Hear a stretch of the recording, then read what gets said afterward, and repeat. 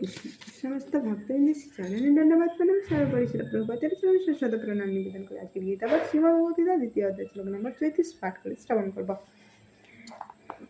ভয়াদরনাদ পরতং মাসসন্তে তম মহারথা যেসাং চ তম বহুমত ভূত্বা যশস্বী লাঘবম। তো ভগবান এখানে অর্জুনকে উৎসাহ প্রদান করছেন।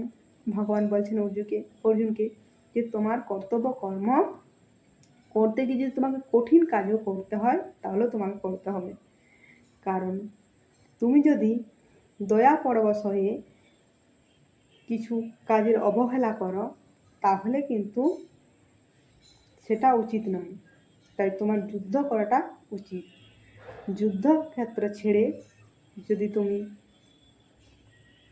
তুমি চলে যাও দয়া পরবশ হয়ে, কেউ তোমার প্রশংসা করবে না, তোমার নিন্দাই করবে।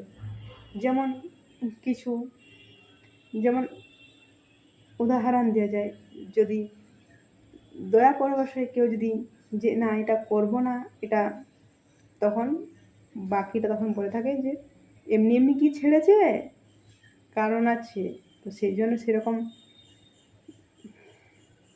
ভগবান অর্জুনকে বলছেন যে তুমি যদি যুদ্ধক্ষেত্র ত্যাগ করো তাহলে সবাই তোমাকে প্রশংসা করবে না, তোমার সম্বন্ধে কুকথা বলবে এবং তোমাকে বলবে যে তুমি যুদ্ধক্ষেত্র এমনি এমনি ছাড়োনি, দয়া পরবশ হয়ে ছাড়োনি, তুমি ভয়ে যুদ্ধক্ষেত্র ত্যাগ করেছ। তো ভগবান সেটাই এখানে বলছেন যে যুদ্ধ করাটা তোমার উচিত।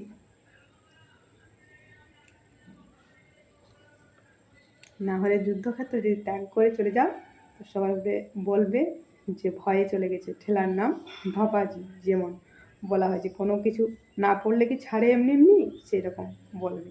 তো তোমার যুদ্ধ করাটা উচিত, তুমি না ক্ষত্রিয়। তো ভগবান এখানে অর্জুনকে উৎসাহ দিচ্ছেন এবং অর্জুনকে তার কর্তব্য কর্ম সম্বন্ধে বলছেন। তো কর্তব্য করাটা উচিত। হরে কৃষ্ণ।